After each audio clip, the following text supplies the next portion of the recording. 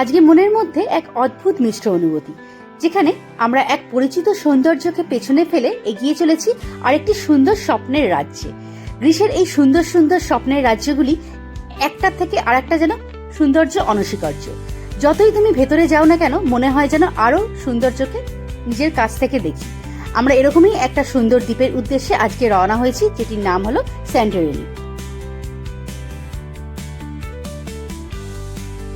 নীল সমুদ্রের ঢেউয়ের মাঝে আমরা এগিয়ে যাব ৭৭ কিলোমিটারের এই পথটি। হ্যালো এভরিওয়ান, আমি সুনন্দা, প্রবাসে আমার জগতে আর একটা নতুন ভ্লগে গ্রিস থেকে তোমাদের সবাইকে ওয়েলকাম।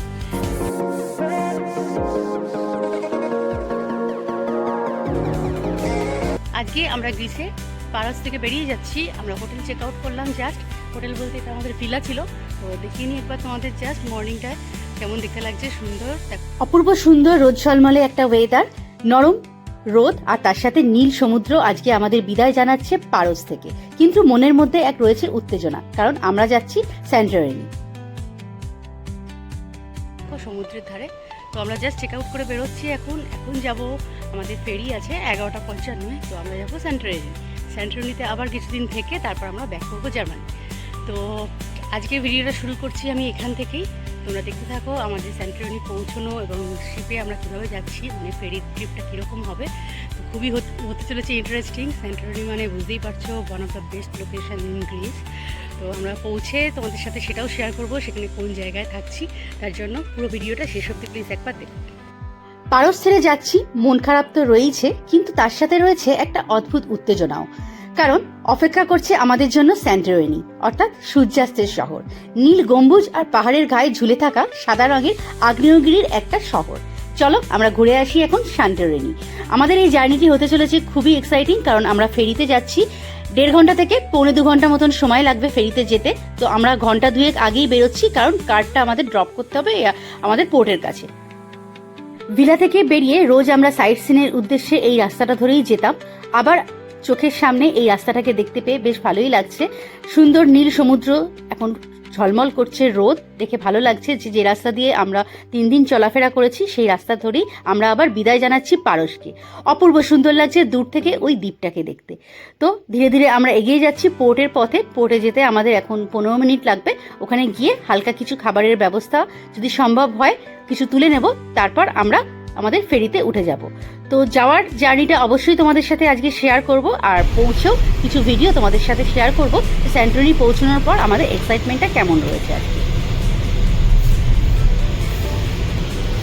তো আমরা এখন যাচ্ছি, আমাদের গাড়িটা ড্রপ করতে হবে যেখান থেকে আমরা গাড়িটা রেন্টে নিয়েছিলাম, ওটা পোর্টের কাছাকাছি। তো সেখানে গিয়ে গাড়িটা ড্রপ করে তারপর আমরা ব্রেকফাস্ট করবো।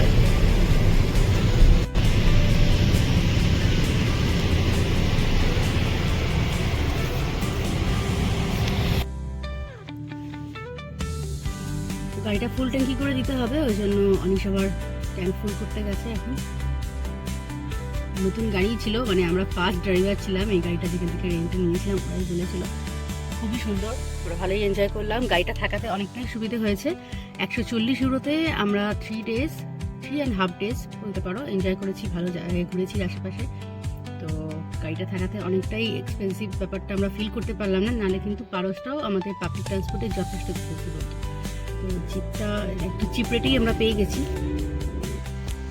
তো তোমার যদি ড্রাইভিং লাইসেন্স থাকে, মানে ইউরোপিয়ান ড্রাইভিং লাইসেন্স থাকলে এখানে গাড়ি নিয়ে ঘোরাটা আমার মনে হয় খুবই ভালো, খুবই বাজেটে তুমি ট্রিপ করতে পারবে। আর আমরা যে গাড়িটা নিয়েছিলাম তোমাদের সাথে শেয়ার করেছি কোথা থেকে, যদি না দেখে থাকো আমার প্রথম ভিডিওটা দেখে নিই, সেখানে আমি সব কিছু শেয়ার করেছি, কোন জায়গা থেকে গাড়ি নিয়েছি, কীরকম গাড়ির ডেসক্রিপশন ছিল, কত দাম ছিল। তা একবার বলে দিচ্ছি, 140 ইউরো পড়েছে আমাদের টোটাল। পেট্রোল বা ডিজেল যাই থাকুক না কেন সেটা তোমার নিজের খরচা, আর তার সাথে ইন্স্যুরেন্স আমাদের ফুল কভারেজ ছিল।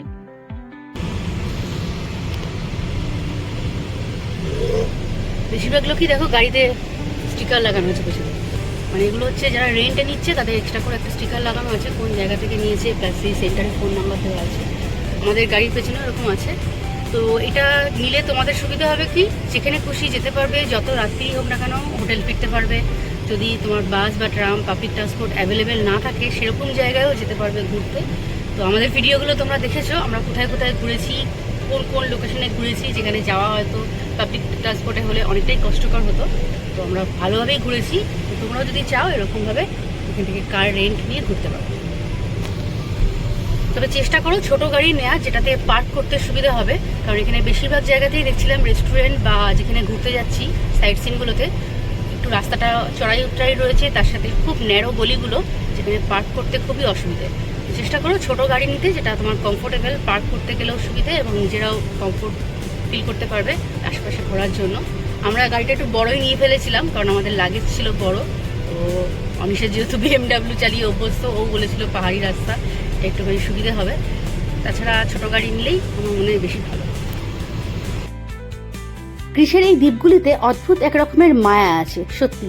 আগে যখন আমি অ্যাথেন্স ছেড়ে আসছিলাম তখনও মনে হচ্ছিল যে কি সুন্দর জায়গাটাকে পেছনে ছেড়ে যাচ্ছি, খুব কষ্ট হচ্ছিল। আজকেও এরকমই ফিলিংস হচ্ছে যে পারস ছেড়ে আমরা বেরিয়ে যাচ্ছি। জানি না তোমরা গ্রিস যারা ঘুরতে এসছো তাদের এরকম কোনো ফিলিংস হয়েছে কিনা, কিন্তু আমার তো হচ্ছে, তাই আমি তোমাদের সাথে শেয়ার করছি। তবে হ্যাঁ, উত্তেজনা তো অবশ্যই আছে যে আমরা স্যান্টোরিনি যাচ্ছি। কারটা ড্রপ করার পর আমাদের ইচ্ছে আছে পারস পোর্টের ধারেই ব্রেকফাস্ট করব, আরও কিছুক্ষণ সময় কাটাবো ওখানটায়।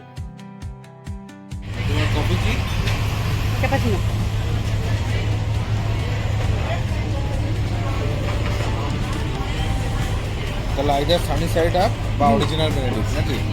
সানি সাইড আপটাই ফার্স্ট প্রেফারেন্স। অনেকক্ষণের জার্নি, সকালেও সেরকম কিছু খাওয়া হয়নি, সেই জন্য ব্রেকফাস্টটা আমরা একটু হেভিই করতে চাইছি। তো এখানে আমরা অর্ডার করেছি এই হোটেলটায় বসে, বেশ ভালো লাগছে। অনেক ট্যুরিস্টরাই যারা বেরিয়ে যাচ্ছে পারস ছেড়ে বা যারা ঢুকছে তারাও এখানে বসে ব্রেকফাস্ট করছে। পোর্টের ধারে এখানে একটা মানি এক্সচেঞ্জেরও অফিস রয়েছে, তো এখানেও দেখছি অনেক ট্যুরিস্ট ভিড় করেছে সকাল থেকে। এখানে অনেক রকম কারেন্সি এক্সচেঞ্জ করার অপশন রয়েছে। পারসে থাকলে তোমরা কখনো চেষ্টা করো অ্যান্টি পারসটা ঘোরার। আমরা ছোট ছোট বোর্ডগুলো দেখেছিলাম বটে, কিন্তু সময় হাতে কম ছিল, সেই জন্য আমরা সেই ট্রিপটা নিতে পারিনি। তো তোমরা কখনো থাকলে পারসে একটা দিন হাতে নিয়ে অ্যান্টি পারসটা চেষ্টা করো ঘোরার। ওটাও আমাকে অফিস কলিগ বলেছিল যে খুব ভালো হয়।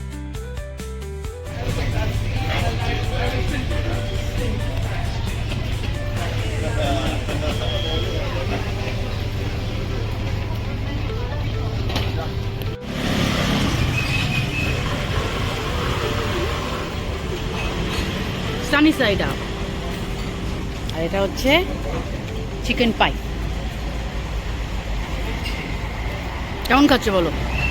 গ্রিক চিকেন পাই তো ভালোই খেলাম, এখানকার লোকাল ব্রেকফাস্ট আইটেম খুব ভালো। বড়টা নিলে ভালো হবে।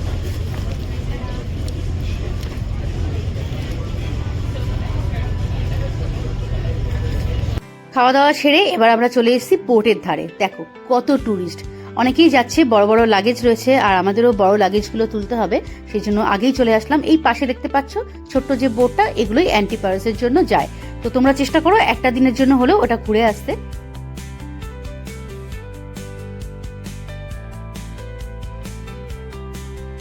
তো লাগেজ নিচে আমরা রেখে দিলাম, এবার আমরা উঠে এসেছি ওপরের ফ্লোরে। তো ভালোই হয়েছে, ভেতরটা ফাঁকা রয়েছে, যেখানে খুশি বসতে পারো, এখানে কোনো সিটের ব্যাপার নেই। তুমি উইন্ডো সিট প্রেফার করলে সেখানে বসে যেতেই পারো, যেহেতু ফাঁকা রয়েছে। তো আমার তো ভালোই হলো, সমুদ্রটাকে এনজয় করতে করতে যেতে পারবো। কত ছোট্ট ছোট্ট প্রাইভেট বোট দেখা যাচ্ছে, দেখো সকালবেলা সবাই বেরিয়েছে ফ্যামিলি নিয়ে ঘুরতে, দেখে খুব সুন্দর লাগছে। নীল সমুদ্রের ওপর এরকম সাদা ছোট্ট ছোট্ট বোট। তো আমাদের শিপটা ছেড়ে দিয়েছে আস্তে আস্তে, দেখো সমুদ্রের জলের ফেনাকে দূরে রেখে আমরা এবার এগিয়ে চলেছি জলের ঠিক মাঝখানে। ফেরিটি এখন ধীরে ধীরে পারস বন্দর থেকে দূরে সরে যাচ্ছে, আর সাদা রঙের ঘরবাড়ি, নীল সমুদ্রের ঢেউ আর নরম রোদ যেন বিদায় জানাচ্ছে আমাদের। মনটা একটু নরম হয়ে গেল অবশ্যই, কিন্তু স্যান্টোরিনির পথে যাচ্ছি, মনে এক্সাইটমেন্ট তো রয়েইছে, কারণ অনেক ভিডিও ফটোতেই দেখেছি ওখানে সবাই হানিমুনের জন্য ঘুরতে যায়, বা একটা ড্রিম লোকেশনও বলতে পারো। তো আমাদের মনেও সেরকমই এক্সাইটমেন্ট কাজ করছে। সমুদ্রের বাতাসে মিশে থাকা এই ধরনের শান্তি, আর দূর থেকে ঝলমল করছে এক একটা দ্বীপের মাথা, দেখে তো দারুণ লাগছে। মনে হচ্ছে আরো কিছু ভালো পাওয়ার। পারস থেকে স্যান্টোরিনি মোটামুটি 77 কিলোমিটারের এই জলপথের জার্নিটি 1.5 ঘন্টা থেকে 1.25 ঘন্টা আমাদের সময় লাগবে, কিন্তু নর্মাল ফেরিতে 3 ঘন্টাতেও যাওয়া যায়। যারা সমুদ্রটাকে এনজয় করতে করতে যায় তারা কিন্তু একদম লো স্পিডের ফেরিগুলোতেও অনেক সময় রিজার্ভেশন রাখে। এটা কি হচ্ছে? কি হচ্ছে? কি মজা, আমি তো কত দূরে, হা হা, আমারটা কি সুন্দর জ্বলছে জ্বলছে, হিংসায় জ্বলছে, হচ্ছে না হচ্ছে না হচ্ছে না হচ্ছে না, হা হা, আমাকে দেখো কি সুন্দর। একটা ইন্টারেস্টিং জিনিস দেখাচ্ছে।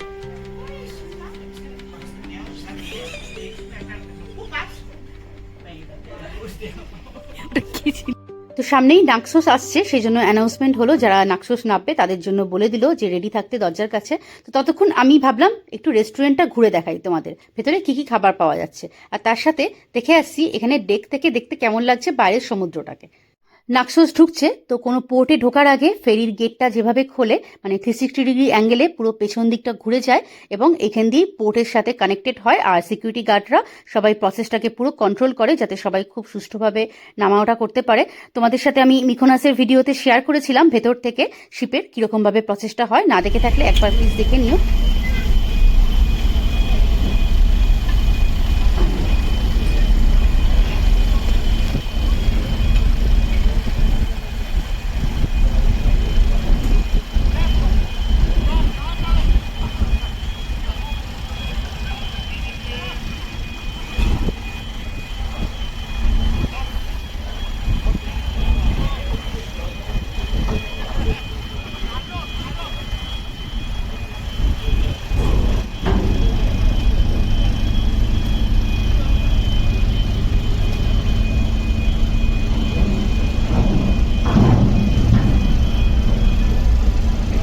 মাঝে আরও দুটো দ্বীপেও এরা স্টপ দিয়েছিল, সেখান থেকেও অনেকে উঠলো, দেখলাম স্কুলের অনেক বাচ্চারাও উঠলো একসাথে টিচারদের সাথে। তারা হয়তো কোনো ডে ট্রিপে যাচ্ছে, স্কুল থেকে যেরকম নিয়ে যায়, ছোটোবেলায় আমরাও গেছিলাম। তো হতে পারে এখানকার আইল্যান্ডগুলোতেও এরকমই কিছু আছে, সামার টাইমে ট্রিপে নিয়ে যায় স্কুল থেকে। তো অনেক বাচ্চারা উঠেছিল, হই হই হচ্ছিল, সেই জন্য আমি আর বেরোতে পারিনি। পরে এখন নাক্সোস ঢোকার আগে ভাবলাম বাইরেটা থেকে একবার দেখে আসি। এখন বাজে প্রায় 1:45 মতন, তো আমরা কিছুক্ষণের মধ্যেই স্যান্টোরিনি পৌঁছে যাব, আর এখান থেকে 20 মিনিট মতন ডিস্টেন্স। তো নাক্সোসে সবাই নামা ওঠা করছে, এখন মোটামুটি খালি হয়ে গেল। তো আমাদেরও নিচে গিয়ে রেডি থাকতে হবে, লাগেজটা বার করতে হবে, বড় লাগেজ কাউন্টারে রাখা রয়েছে ওটা। তো এই শিপটা বন্ধ হলেই, মানে দরজাটা বন্ধ হলেই আমরা নিচে চলে যাব এবার।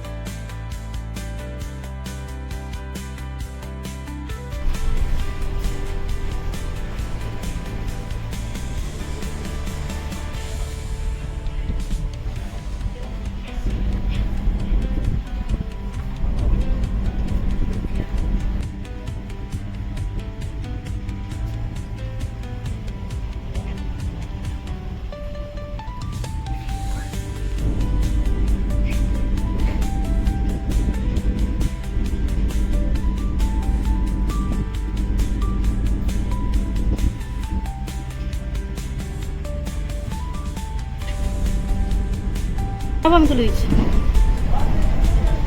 চলো চলো চলো।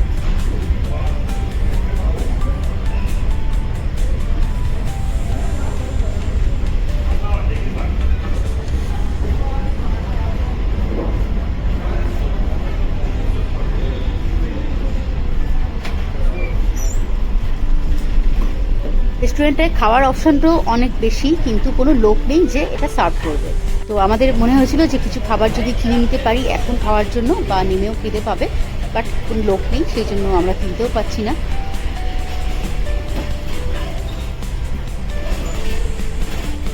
এই কেকগুলো হলেও চলবে।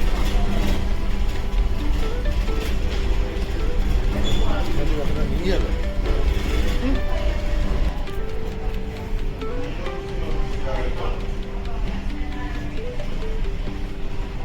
এখানে এটিএমও আছে।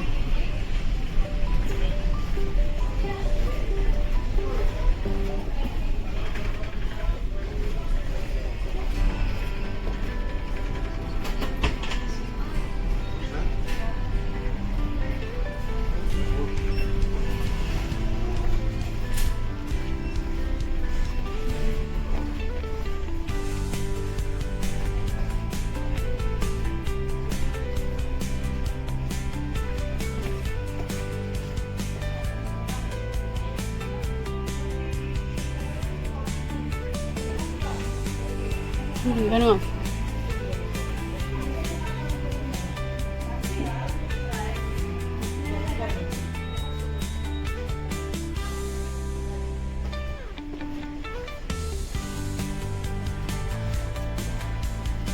তো অনেকক্ষণ বসেছিলাম, তো এখন ভালোই লাগছে। বাইরেটা একটু ঘুরে আসলাম, একটু সমুদ্রটাকে দেখে আসলাম, হাওয়াও ছিল বাইরে বেশ ভালোই। তো এবার আমরা সিটে আবার চলে আসছি, কারণ নাক্সোস থেকে ফেরিটা আবার ছেড়ে দিচ্ছি।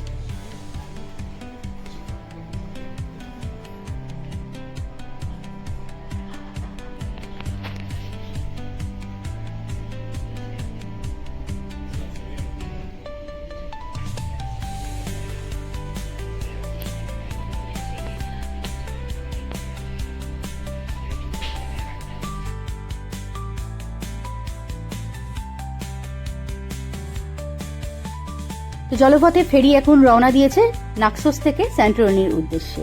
আমরা এখন যাচ্ছি গ্রিসের সবচেয়ে বিখ্যাত এবং মনোরম দ্বীপগুলির মধ্যে একটি, এজিয়ান সাগরের দক্ষিণে অবস্থিত স্যান্টোরিনি, যেটি সাইক্লেডিস দ্বীপপুঞ্জের মধ্যে অবস্থিত।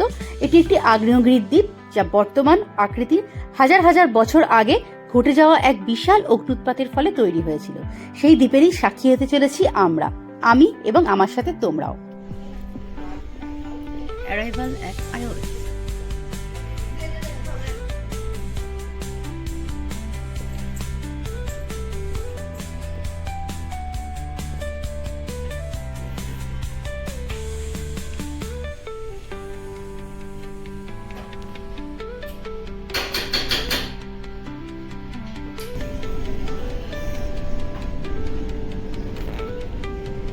স্যান্টোরিনি অ্যাকচুয়ালি আমার ইচ্ছে ছিল ডে ট্রিপ করার, মানে যেরকম আমরা পারস থেকে মিকোনোসে এসে সারাদিন ঘুরে ফিরে গিয়েছিলাম সেরকমই ইচ্ছে ছিল।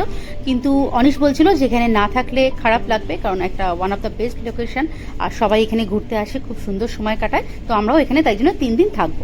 একটা ছোট্ট দ্বীপ আসছে, এখানেও কিছু মানুষ হয়তো নামবে, সেই জন্য রিজার্ভেশন অনুযায়ী ওরা টিকিটের স্লট দেখে এখানে স্টপ দিচ্ছে। তো এটার নাম হচ্ছে আইওএস।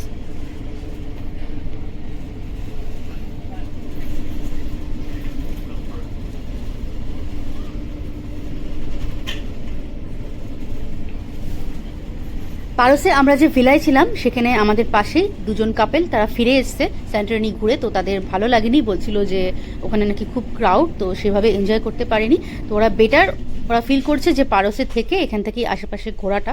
তো আমারও শুনে মনে হয়েছিল যে যেখানে ক্রাউড সেখানে ভালোভাবে ঘোরাটা আমরা হয়তো এনজয় করতে পারবো না, কিন্তু তাও দেখা যাক। আমাকেও একজন সাজেস্ট করেছিল যে স্যান্টোরিনিটা ডে ট্রিপ করার জন্য, কিন্তু যেহেতু অনিশের ইচ্ছে ছিল ঘোরার, আমিও ভাবলাম যে পরে হয়তো মন খারাপ লাগবে, তো সেই জন্য আমরা এখানে থাকার প্ল্যানটা করেই ফেলেছি। Para kautikkei vaatteessa me produce muotiin niin jo Alpo saavui vastuun tobli jäännöskänä hoisi. Your attention please, all passengers with destination. The port of Ios are kindly requested to disembark. The ship will depart immediately.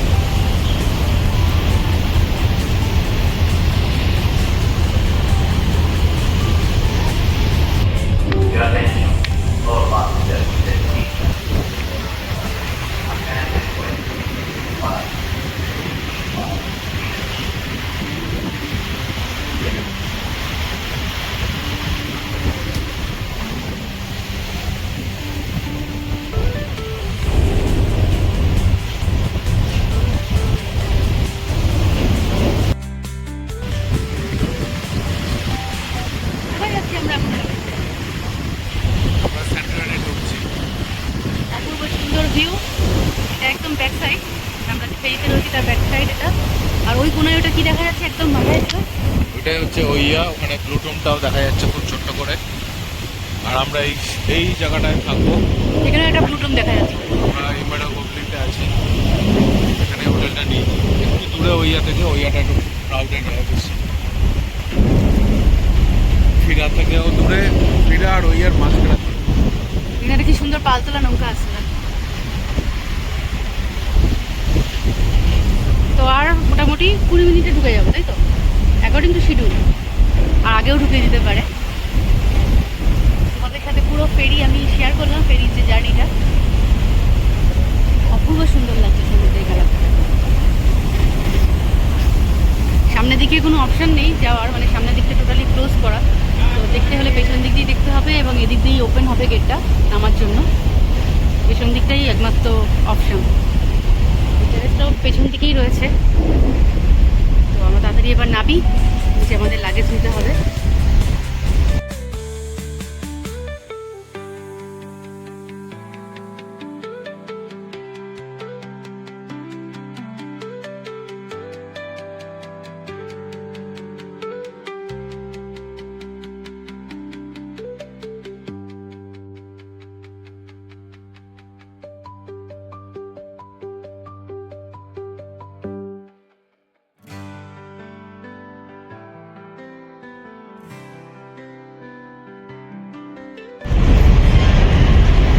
থেকে আমাদের luggage নিতে হবে।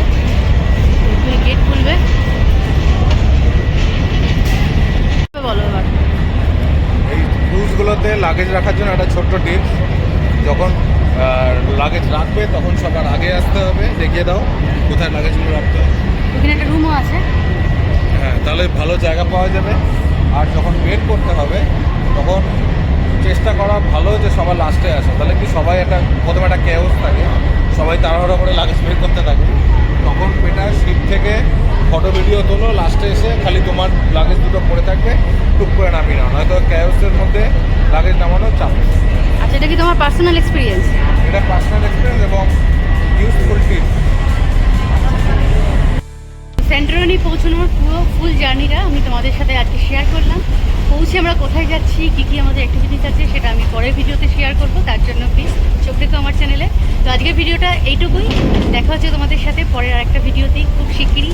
কেমন লাগলো এই শিপের জার্নিটা please দেখে জানিও। ভালো লাগলে একটা লাইক করে দিও, ফ্রেন্ডস ফ্যামিলির সাথেও প্লিজ শেয়ার করতে ভুলো না।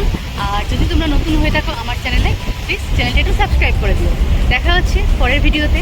Till then, take care and bye by.